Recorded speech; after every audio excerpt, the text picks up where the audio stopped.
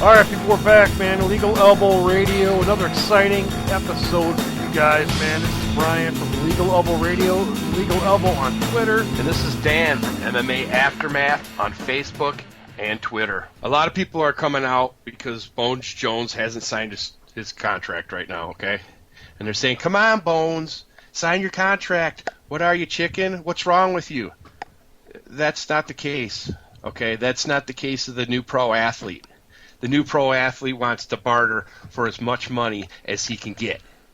And now with, what was it, Melendez that just tested the waters and almost went over to Bellator?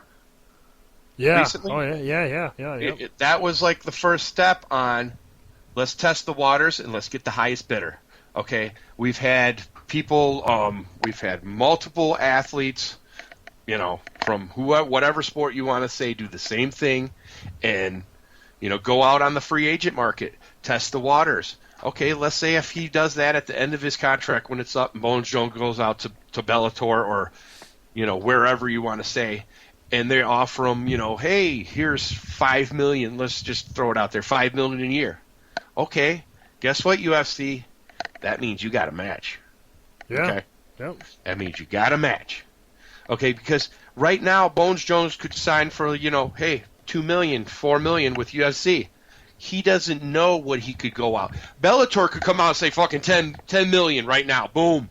We want Bones Jones. We're throwing everything at him. Yeah. Step up. Which would be fucking smart. Yeah. It Oh, would. yeah. It would. But, I mean, I got to ask this question, though. While we're talking about this, you know, and it's a great point, and it's a great discussion, but it's like what a lot of the talk was about, and you might know more about this than I do. I don't know. I'm just saying, that's why I'm asking. But they're talking about him not signing a contract to fight Gustafsson. Does that mean he still doesn't have a new contract with UFC? Mm-hmm. Is it the two together, or is it just the one? Or yeah, that's what I'm thinking. I'm thinking that he's contractless right now. Yeah, exactly. And I don't know if it was put in his contract where he's going contract by contract, or he's got a so many fight contract, like you know, Silva signed. He signed like an 8-fight contract or some shit like that. I don't know how it's worded. What? Yeah. No, I thought Silva. You know, after Silva lost, he had just signed a 10-fight contract. Oh, okay. Yeah, so he's like still got 9 fights left on his career. You know what I mean? So, but just an example, I guess. But I don't know if it's going to go in with what Melendez did. Is it going to change over to a yearly contract, or are they going to keep going the fight contract per fight contract? So, you know, because right now what it's signed and everybody's chicken bok, that means if everybody's saying that he didn't fucking sign this fucking contract to fight and finally did, of course, because we just got the news that it's going to happen. Right. Fucking September 27th. The UFC, was it 178? Yeah, 178. Yep. Which means that would mean that after Gustafsson's fucking fight, Jones is not signed to anything again. So he's been floating around like a fucking free agent under the wing of Dana. And he's been keeping it hush-hush or something because... So is he? Well, do we know that for sure yet? Though I mean, I'm just asking, just fact-finding myself. It's not set in stone, but like I said, if you signed like an 8-fight contract, then you're already locked in for those 8 fights, no matter who they put you up against, unless it's like he was already set for another fight. It was just this particular fight with this guy's particular name. So, yeah, I don't even know if. I mean, how would you go about doing that? Like, let's say if John Jones which there was no talk of John Jones' contract ending after the last fight he was in. There was no talk of his contract being up, which usually we get that, you know, with a big fighter, a big name fighter. We usually get, okay, his contract's up. So this could be, you know, he might go to Bellator, he might go wherever it's going to pay him the most. Or, you know, we never got any talks of that. So I never thought of the idea that, well, maybe when it comes time to sign a fight with Gustafsson, he's also got to either sign a multi-fight contract with UFC at the same time. So I didn't put the two together. I just assumed that he was already signed to fight with UFC. So that's why Dana played the card like, oh no, John Jones is going to fight Gustafsson. Mm-hmm. John Jones is going to fight Gustafsson. It's that's why Dana always stood firm ground, firm ground, and said, he's going to fight Gustafsson. That's why I took that as what it was. If to me it's like if John Jones still had a career open, like where he hasn't signed a contract open, where he hasn't signed a contract just yet, he could really go anywhere. I mean, ONE FC. I mean, I just saw a video earlier of ONE FC. Which, mind you guys, man, if you want to vote for Cruikshank, the Detroit superstar, Darren Cruikshank, baby, yeah! No. If you guys want to go over and vote for this guy, I don't remember where it is, but you guys can probably search it and find it. I apologize for not remembering where it's at, because that's pretty lame of me, but it just popped in my head, so I figured I'd mention it. But there's a dude over there, his name's something overall, or whatever. Something overall. Fifth overall, or yeah, it's a weird name, dude. It's a really weird name. Something overall, but he's in ONE FC. He just knocked some dude out. Well, I don't know how long ago it was, but they're soccer kicks. Because it's over in Japan. A lot of people are like, dude, that's a sick ass knockout. It's like, yeah, because the rules are different from Japan than they are from the United States. So it's. A lot of people are really voting for that guy, though, because a lot of people are like, dude, that's fucking badass. I love that. So everybody's liking the Pride rules a lot more than UFC rules. So what's going on with ONE FC here? Is ONE FC going to be like, okay, our rules are going to look better than yours? You know what I'm saying? It's like maybe a newfound kind of a Pride kind of a deal. It's a possibility, but I'm changing subjects, man. I apologize. But I just figured I'd throw that out there, man. What the hell were we talking about, though? No, we were just talking about basically where John Jones is going to be standing after this fucking fight with Gus. No, you're right. You're right. You're right. It's where is he going to be in limbo? Is he going to sign a new contract? Is he going to play? Because I think if he fucking wins, he's going to get such a bravado that there's going to be some serious fucking contract negotiations, and I think if he had trouble signing this one, this was either he didn't have a contract going or this was his last one. I think it was just a straight John Bones Jones dodging Gus. Yeah, I don't believe any other route other than he was just dodging him, because he came out and said, I'd rather fight Cormier than Gustafsson. I've already fought Gustafsson. Hey, it's my career. You guys can't tell me what to do. It's my career. And all this other crap. I would think that that's more of the truth, because he's been saying that the entire time for the last 2 years. He's been saying that the entire time. I think. I don't think he has any contract issues. I think he's probably still got 3 or 4 fights left on his career. Okay. That's what I think. Just my opinion, though. I mean, I don't know, really. Yeah, I don't know. We'll look into that. But the thing is, let's switch over to the fight itself. I think, like you're saying, maybe he's a little apprehensive, not scared, but a little apprehensive. A fights like this that take you the full 5 rounds and take everything you have to keep your championship will take a little bit off of your career if you have enough of them.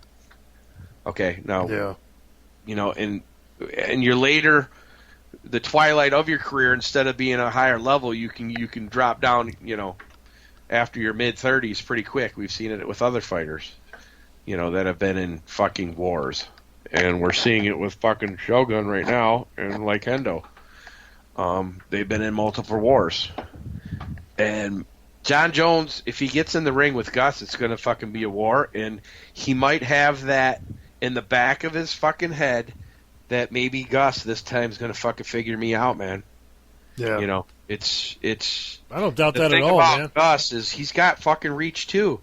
You're not, and now they're looking at you and you're fucking finger pointing and your hands out, and they're going to warn you to keep your fingers in now before you even get them out there, because I've already seen it in a couple fights where the refs are just like, put your fucking fingers in your hands. Yeah. No, you're awesome point. What fucking fight it was. I think it was the Carmel fight. And awesome point, because I know exactly what you're talking about.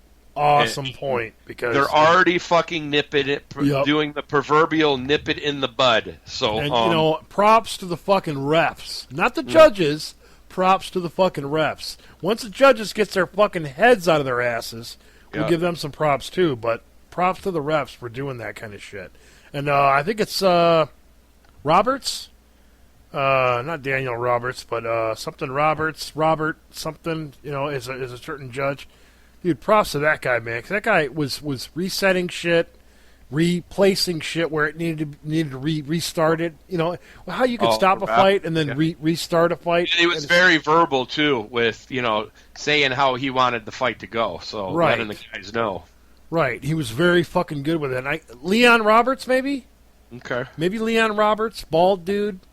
But, very, very American-looking dude, stocky dude, yeah, bald dude.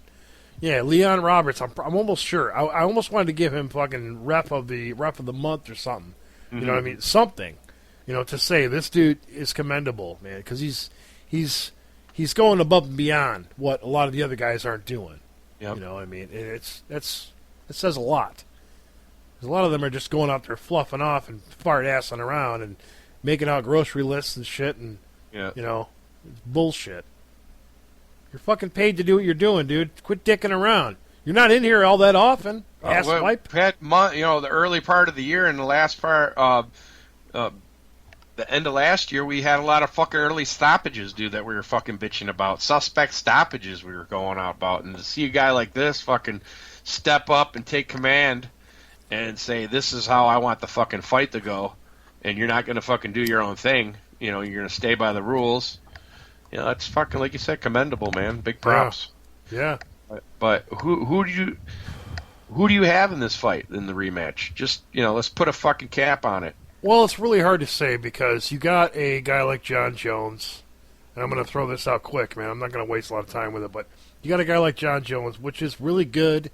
Even within a round, he can figure out a lot of opponents. But he wasn't able to do that with Gus. Gus, I think, was the biggest detriment to John Jones' career because he had the same reach. He was able to stifle a Jones game because he had the same reach as Jones did. He had the same advantages that Jones did. He had good takedown defense. He had good takedowns. I mean, it just seemed like everything that John Jones was good at, Gustafsson was good at too. But in different ways, obviously. They're not the same fighter. You know what I mean? They're not at all the same fighter. So I don't want to give it off that way. But Jones is a well thought out, well planned out, and a very flashy striker. Just all around great opponent, man, for anybody. And Dana White obviously came out and said, "Oh, he's one of the best strikers there is, ground and pound or whatever it is."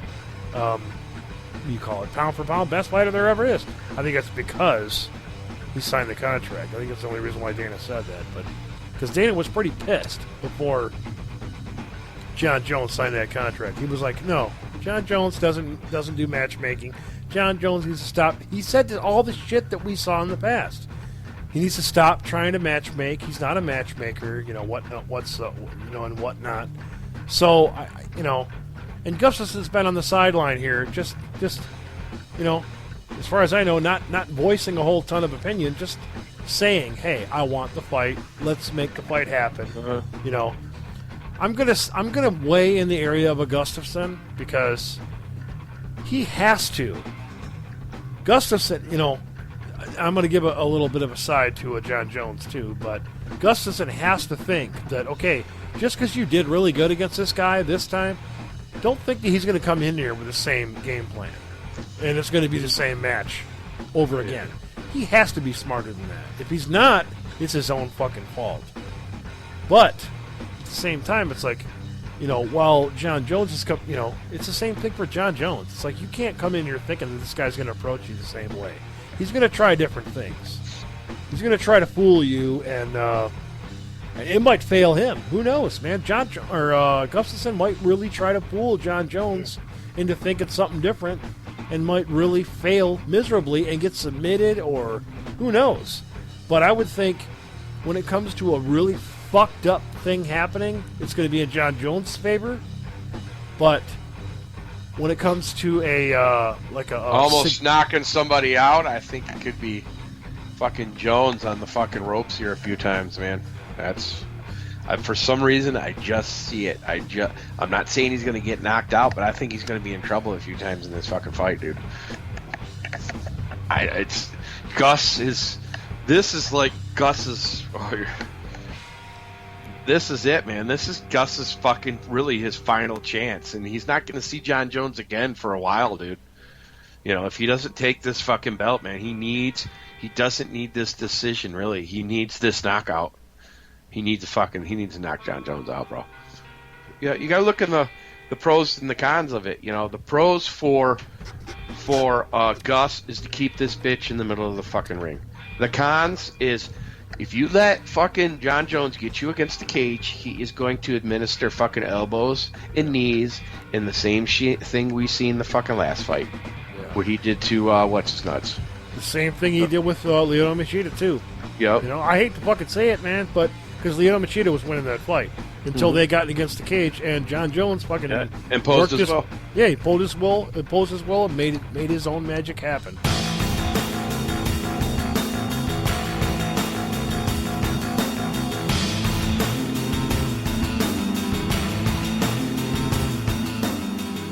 Bendo, which I want to point out, just so everybody knows, there's a lot of people that call him Bendo now, even in the mainstreams and all that shit, but I want to go ahead and kick it back like about 5 or 6 years ago when Dan called him Bendo. Nobody fucking called him Bendo at that time. Dan was the one that brought that shit out, so I just want to make sure people understand that Bendo came from Dan. So MMA Aftermath kicked off Bendo, and everybody else followed suit. So man, I should have copyrighted that shit. You should have. What the fuck happened, man? What were you thinking?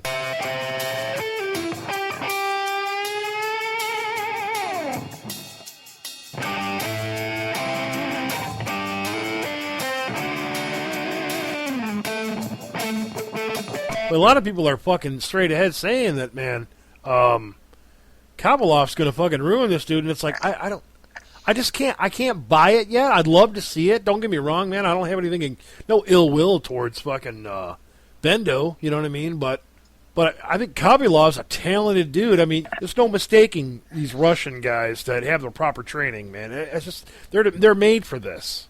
You know what I mean? So yeah, but it comes down, and we talk about it every time we go over these fucking fights, bro. And it's about the pedigree and about who the fuck you fought. Yeah, and if you look at fucking Khabilov, I don't think he has that pedigree. He doesn't even come close to the talent that fucking Bendo has fucking faced, man. You know, it's not even close, really, in my book. It should be a total dominating fucking performance by fucking Bendo. That's it. And I'm going to fucking say that it's going to be a fucking total dominating performance because Bendo is next level.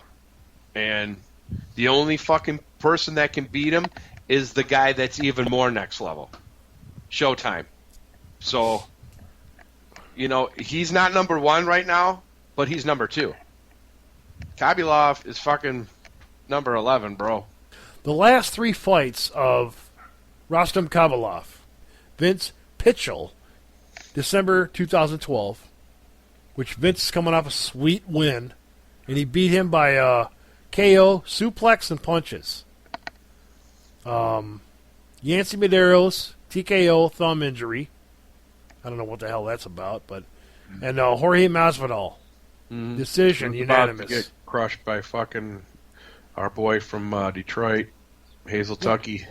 There's a big part of me that's agreeing with that, but at the same time, it's like Cruikshank's got to stay on his toes, man. You know what I mean? And I'm sure he knows it. You know what I mean? Because we've seen Jorge Masvidal's last fight. You know, he's not a joke, man. I mean, the guy's he's a fucking great fighter. But I'm firmly behind Cruikshank, man.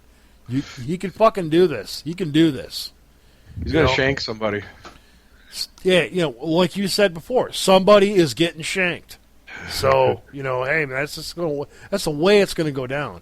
But going into this fight, I think Rostam Khabilov has a good shot, but Bendo, even though their experience is not too far off, there is the pedigree, which Dan has mentioned. Benson Henderson has fought more well-known fighters, more top competition. This is just one of those shots where it's like, you know what, Khabilov, if you're really that badass, this is your shot. Yeah, this is your shot. This is your fucking... If you're that kick-ass and you're going to beat somebody's ass, this is your chance, dude. So make it happen. And you know what? I don't really doubt that he can make it happen. I think he can. He's got a chance because Ben Henderson just coming off of a close decision against Josh Thompson. So yeah. And he was very cocky coming out of that, too. He was very cocky. I saw that post-fight. He was very cocky. And before that, he came up with a loss to Anthony Pettis. Yeah. So, I mean, to me, it's like he was very cocky coming off that win over Josh Thompson, which I thought Josh Thompson was coming pretty close to winning that fight. So, I mean, a lot of people, it was pretty controversial. He was, like I said, he was very cocky. He was like, oh, I don't care what fashion, whatever it takes, as long as I get the W. And he had that shitty look on his face, and I was actually kind of Bendo needs to have an outstanding performance against this guy, for me. Actually, you're fucking straight up right about it, because it's like, you know what, your last couple, dude, it's not that they've looked poor, but they haven't looked that great. So you need to really get back on track here and fucking figure it out, because... Championship form. Yeah, because really, when you think about it, Nate Diaz fight, you did good. You did real good. Gilbert Melendez fight, I thought it was a little bit questionable. You know what I mean? Anthony Pettis fight, there's no mistaking a submission. Yeah, Josh Thompson, I thought that was a questionable win. That's just me, though. I'm not, just my opinion. I thought Josh Thompson did what it took to, at least for it to be a closer, if not a victory, over Benson Henderson. So, Khabilov really wants to fucking make a stink. This is his shot, man. And Benson Henderson better fucking come ready and not be cocky. He gets beat by Khabilov. The way back up to the fucking belt is going to be at least 2 or 3 more fights for should be. Bendo. Fucking should be, man. Yeah. Really, it should be.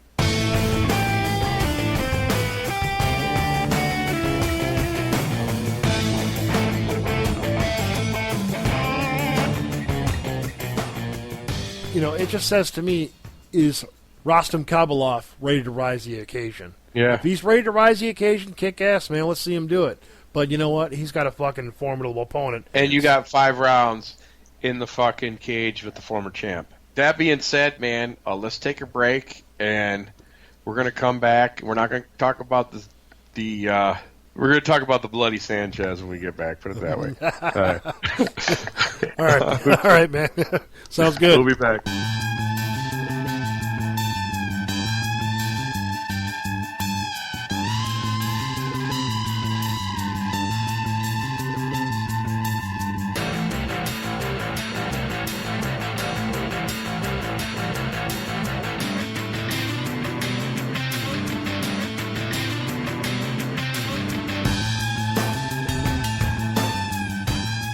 We're back, people. A little bit of break. I had to regroup, get back to things. But Diego Sanchez taking on Ross Pearson, which is also known as Pierce Brosnan. He's also been a 007 character. No, that's an old joke. That goes back to probably 2009 when we were on Blog Talk Radio or whatever, which you can also find us over there. We got some shows over there if you guys want to listen to them. So, anyway, without further ado, I'm going to break this down, and then Dan's going to give his assessment, and we can discuss it. But Diego Sanchez comes off a loss to Miles Jury, which Miles Jury is in our fucking backyard. We love this dude, man. This guy is the next big thing, in my opinion. Gilbert Melendez also. Diego Sanchez lost to this dude. He beat Takanori Gomi, though. Got to give him a little bit of props. Can't take too much away from the guy. Diego Sanchez is a 1-2 puncher, will kick some ass. And if you're not ready for it, you will fall victim to it. Before that, though, was a loss to Jake Ellenberger, February 15th, 2012. You look on the other side of Ross Pearson, quick look-see. No contest, Melvin Gillard. October 2013. Win over Did he Ryan. get poked in the eye or something like that? Knee to head of a grounded fighter. Oh, okay, yeah. And he was like fucking could not continue his fucking Audi 5000, but it was illegal. So, and Ryan Couture, that's the one we were talking about. How fucking awkward Ryan Couture looked, dude. Ryan Couture got fucking beat up in that fight, man. It was. Here we go, Leon Roberts. We were just talking about that ref a little while ago. We were just talking about Leon Roberts is probably, in my opinion, one of the best fucking refs out there right now, man. He is. This guy was restarting fights that need to be restarted. Yeah. He was going pride with it.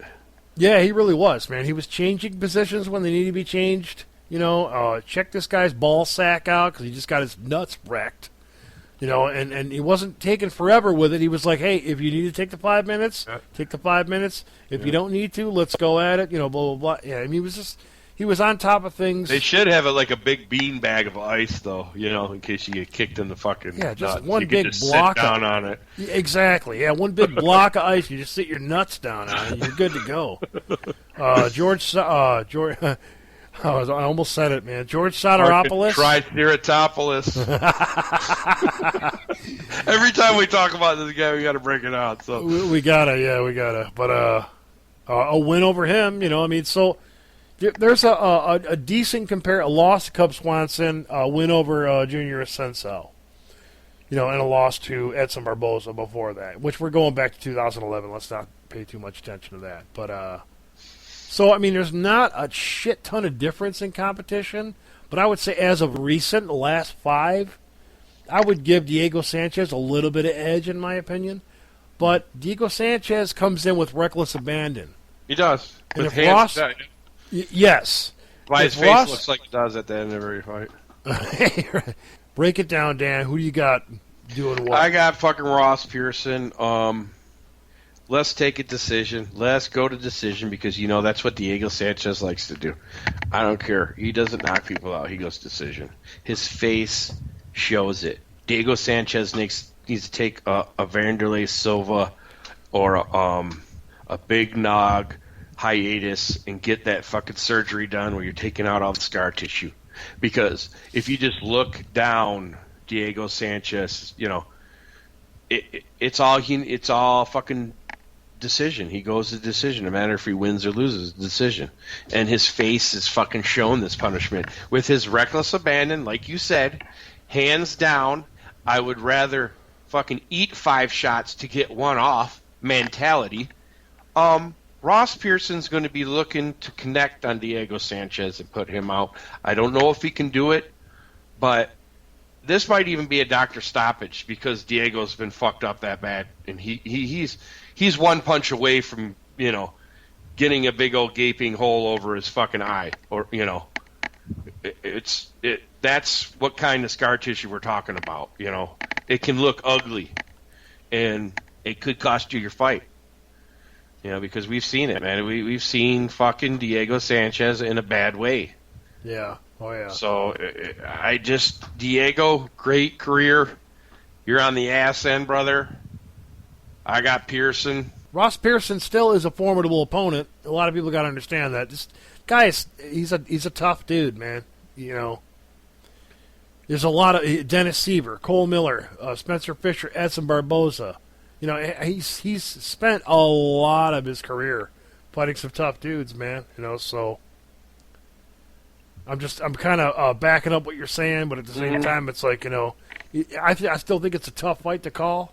I'm sorry, man. I like I said, I completely interrupted you, but yeah, break it down. No, man. It's good you threw that in. And Ross Pearson, man, I don't know. He likes to knock people the fuck out.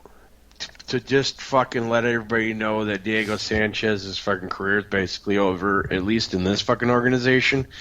I would like to see him knock Diego Sanchez out for the simple fact is I don't like, I don't hate Diego Sanchez, but I don't like to see him go through that much fucking pain and agony, dude, because he puts himself through that, dude. He really does. And against a puncher like fucking Ross Pearson and Diego not willing to fucking put up any kind of defense, like I said, like a bull rush mentality.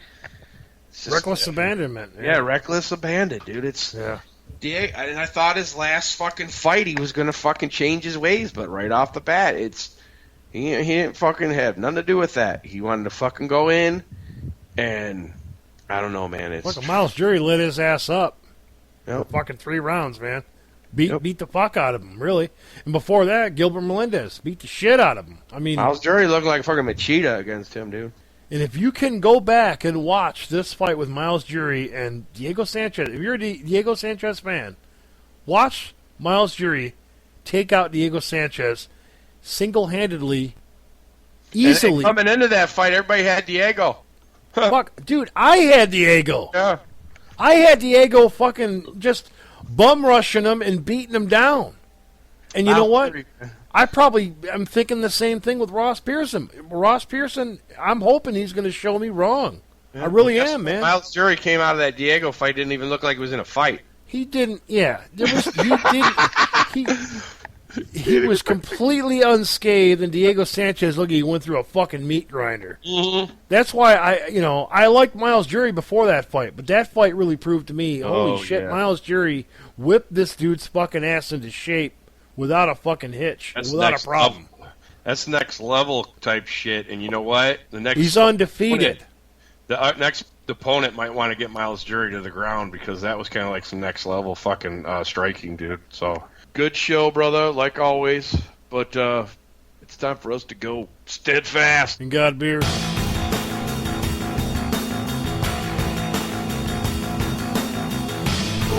Shut up!